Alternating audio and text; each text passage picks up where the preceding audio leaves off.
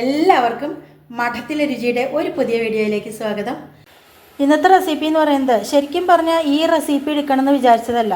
ഒരു കപ്പങ്ങമാരുണ്ടായിരുന്നു കേട്ടോ, കറുത്തുങ്ങയുടെ, അത് പൊട്ടിച്ചാടി. അപ്പോൾ അത് എത്രണ്ട് മൂത്തിട്ടുണ്ടെന്നൊന്നും അറിയില്ല. നമുക്ക് ഇത് മുറിച്ച് നോക്കിയാൽ തന്നെ അറിയുള്ളൂ. തികയില്ലെങ്കിൽ ഒരു കഷ്ണം വെള്ളരിക്കും കൂടി എടുക്കാം കേട്ടോ. അപ്പോൾ ഞാൻ ആദ്യം ഇതൊന്ന് മുറിച്ച് നോക്കട്ടെ, ഉള്ളിൽ നന്നായിട്ട് മൂത്തിട്ടുണ്ടോ. വല്ലാതെ മൂക്കാൻ ചാൻസ് ഇല്ല കണ്ടു കഴിഞ്ഞാൽ. എന്നാലും മൂത്തിട്ടില്ലെങ്കിലും നമുക്ക് കൂട്ടാൻ വെച്ച് കഴിഞ്ഞാൽ നല്ല ടേസ്റ്റ് കേട്ടോ. കഷ്ണം എത്ര ഉണ്ടാവും നോക്കട്ടെ കേട്ടോ, ഇല്ലെങ്കിൽ ഒരു വെള്ളരിക്കയുടെ കഷ്ണം കൂടി എടുക്കേണ്ടി വരും. അപ്പോൾ കണ്ടോ, നമ്മുടെ കറുത്തുങ്ങായ കുഴപ്പമില്ല കേട്ടോ. കണ്ടോ, ചെറുതായിട്ട് ചെനച്ചിട്ടും കൂടി ഉണ്ട്. ഈ ഒരു പരിവാണ് ഞാൻ എൻ്റെ മനസ്സിൽ ഉദ്ദേശിച്ചത്.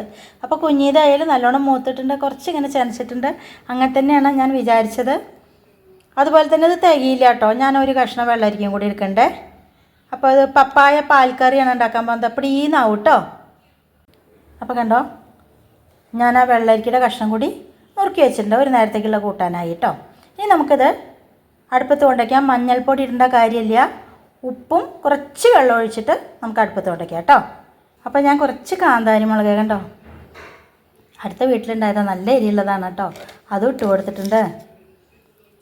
നമുക്ക് കുറച്ച് ഉപ്പ് ഇട്ട് കൊടുക്കാം ആവശ്യത്തിനുള്ളത്. ഇനി വളരെ കുറച്ച് ഒരു 1/4 ഗ്ലാസ് വെള്ളം ഒഴിക്കാം. എന്നിട്ട് നമുക്കിത് പതുക്കെ ഒരു മീഡിയം ഫ്ലെയിമിൽ മതി. ഞാൻ ഈ സ്റ്റീലിൻ്റെ അടുക്കിൽ തന്നെ വെക്കണം കേട്ടോ, അതുകൊണ്ട് തന്നെ ഹൈ ഫ്ലെയിമിൽ വെക്കുന്നില്ല. കുറച്ച് വെള്ളം ഒഴിച്ചിട്ട് നമുക്ക് അടുപ്പത്ത് കൊണ്ടുവയ്ക്കാം കേട്ടോ. ഒരു 1/4 ഗ്ലാസ് വെള്ളം ഒഴിച്ചു കൊടുക്കാം, മതി. ഇന്ന് ഒരു നേരത്തേക്കുള്ള കൂട്ടാൻ മതി, അതുകൊണ്ടാണ് കേട്ടോ ഇത്ര കുറച്ചുണ്ടാക്കണത്.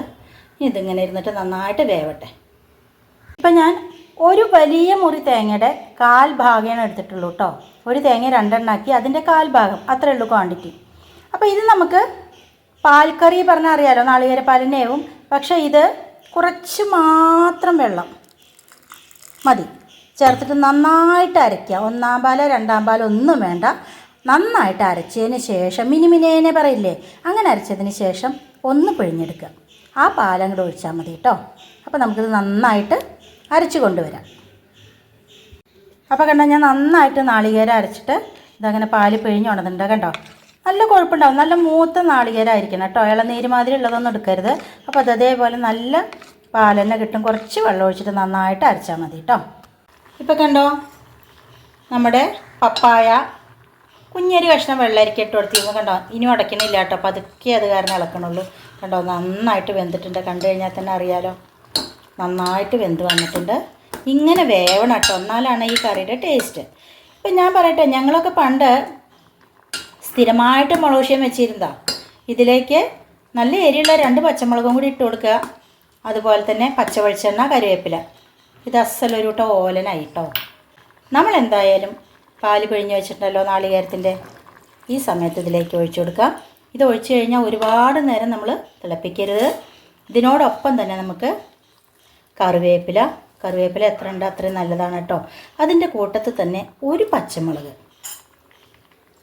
നെടുകെ കീറിയതാണ്, ഇതും കൂടി ഇട്ട് കൊടുക്കുക. ഇനി ജസ്റ്റ് ഒരു തിള വരട്ടെ കേട്ടോ, എന്നിട്ട് നമുക്ക് ഗ്യാസ് ഓഫ് ചെയ്ത് കൊടുക്കാം. ജസ്റ്റ് ഒരു തിള വന്നു, ഞാൻ ഗ്യാസ് ഓഫ് ചെയ്ത് കൊടുക്കുകയാണ്. മതി. ഇനി ഒന്ന് അടച്ചു വയ്ക്കാം.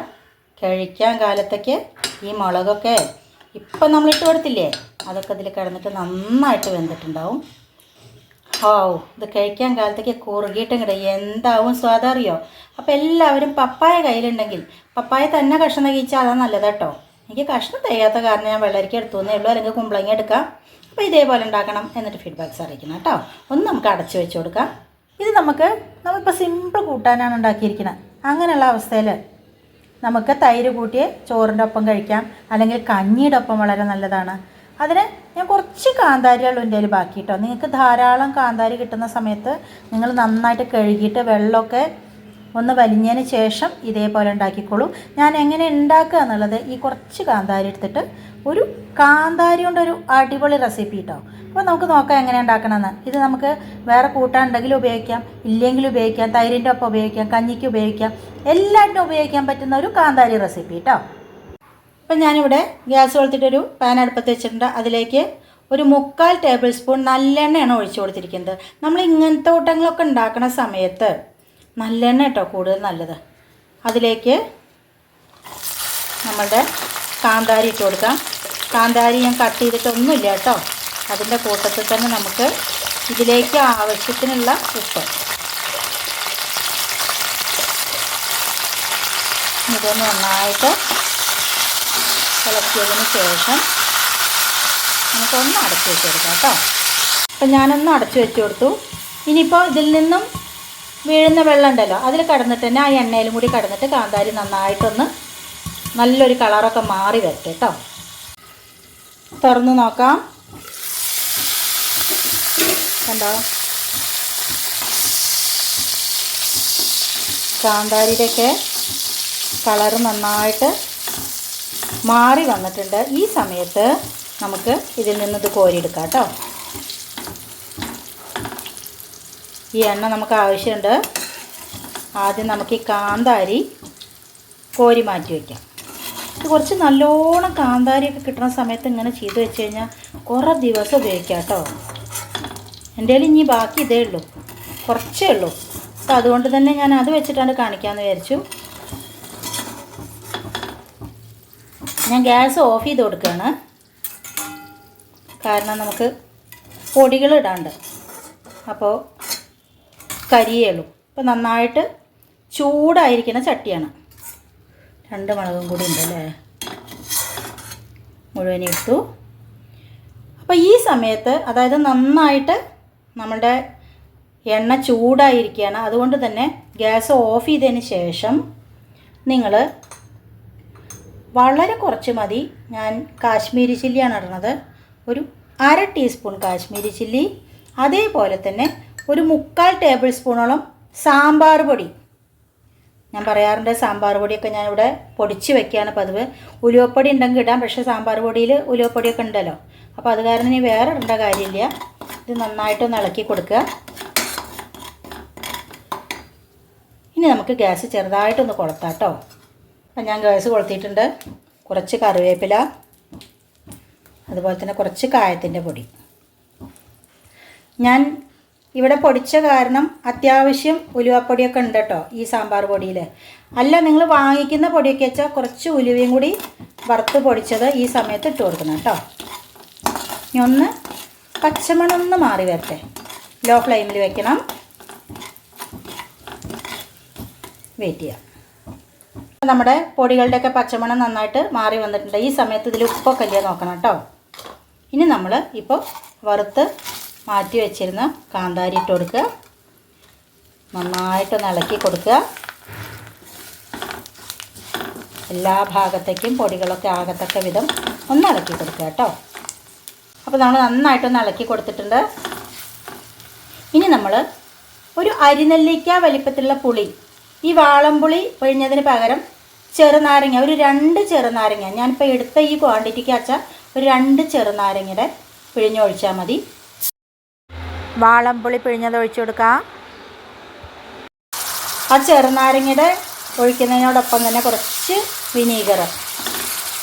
ഞാനപ്പോൾ ചെറുനാരങ്ങയും വിനീഗറും അവോയ്ഡ് ചെയ്തിട്ട് വാളംപുളിയാണ് ഒഴിക്കുന്നത്. ഇതൊന്ന് കുറുകി വരട്ടെ കേട്ടോ, വെയിറ്റ് ചെയ്യാം. അപ്പോൾ നന്നായിട്ടൊന്ന് കുറുകി വരട്ടെ. ഈ സമയത്ത് നമുക്ക് ഒരു 1/4 ടീസ്പൂൺ ശർക്കരയുടെ പൊടി ഇട്ട് കൊടുക്കാം. ഒന്ന് നന്നായിട്ട് ഇളക്കുക. എന്നിട്ട് ഇനി ഇത് ഇതിലിരുന്നിട്ട് കുറുകി വരട്ടെ കേട്ടോ. ഒന്നുണ്ടാക്കി നോക്കൂ. ഇത് കാന്താരി ഇല്ലെങ്കിൽ പച്ചമുളകിലും ഉണ്ടാക്കാം കേട്ടോ. ഇതേപോലെ ഒന്ന് ഉണ്ടാക്കി നോക്കൂ. ചോറ് കടകടാ പറഞ്ഞ് ചെല്ലില്ലേ. വെയിറ്റ് ചെയ്യാം. ഇപ്പോൾ കണ്ടോ, ഇങ്ങനെ മതി. നമുക്ക് ഗ്യാസ് ഓഫ് ചെയ്ത് കൊടുക്കാം. കാരണം നമുക്ക് വെറും മുളക് പോരല്ലോ, കുറച്ച് നമുക്ക് അതിൻ്റെ അങ്ങനെ ഈ എക്സ്ട്രാക്റ്റും കൂടി ആയാലാണ് കറക്റ്റ് ടേസ്റ്റ് വരില്ല. കുറച്ചിങ്ങനെ ഇതിൻ്റെ വെള്ളം ഇങ്ങനെ ചോറിലേക്ക് ഒഴിച്ചു കൊടുത്താൽ ഒരു പ്രത്യേക ടേസ്റ്റ് അല്ലേ. ഞാൻ ഗ്യാസ് ഓഫ് ചെയ്തെടുക്കണം കേട്ടോ. അപ്പോൾ ഇങ്ങനത്തെ ചുളുക്ക് വിദ്യകളൊക്കെ ഒന്നുണ്ടാക്കി നോക്കൂ, എന്നിട്ട് ഫീഡ്ബാക്ക്സ് അറിയിക്കണേ.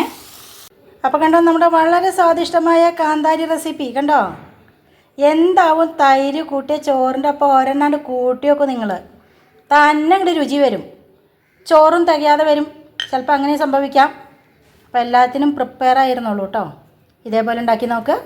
എന്നിട്ട് എന്തായാലും ഇനിയിപ്പോൾ കാന്താരി ഇല്ല എന്ന് വിചാരിക്കുക, പച്ചമുളകിൽ ഇങ്ങനെ ഉണ്ടാക്കി നോക്കൂ, എന്നിട്ടും അറിയിക്കണം കേട്ടോ. അപ്പോൾ കണ്ടോ, നമ്മുടെ കപ്പങ്ങ പാലൂട്ടാൻ അസലായിട്ട് കുറുകിയിട്ടുണ്ട് കണ്ടോ. ഇതിൻ്റെ സ്വാദ് നിങ്ങൾ ഉണ്ടാക്കി തന്നെ അറിയണേ. ചോറ് വിളമ്പിയിട്ടുണ്ട്. കുറച്ച് വേപ്പില കട്ടി, നമ്മുടെ കപ്പങ്ങ പാൽക്കറി. മണം കേട്ടാൽ തന്നെ ഉണ്ടല്ലോ കഴിക്കാൻ തോന്നും. അപ്പോൾ ഒരു പ്രാവശ്യം ഇങ്ങനെ ഉണ്ടാക്കി നോക്കണം. കപ്പങ്ങ കുഞ്ഞേ കഷ്ണമുള്ളൂ കയ്യിൽ വെച്ചാൽ ഒരു കുഴപ്പമില്ല കേട്ടോ. കപ്പങ്ങയുടെ ഒപ്പം നിങ്ങൾക്ക് വെള്ളരിക്കയോ കുമ്പളങ്ങയോ എന്ത് വേണമെങ്കിൽ ഇടാം. കപ്പങ്ങ ചെറിയ കഷ്ണം വെച്ചിട്ട് സാരില്ല.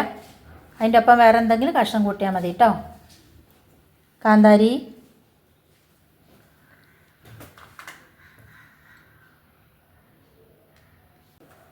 ഉരുട്ടാം.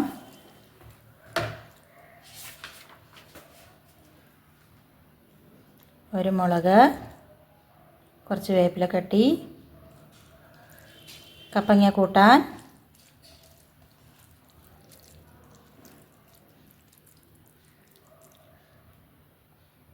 എല്ലാവരും കഴിച്ചോളൂ.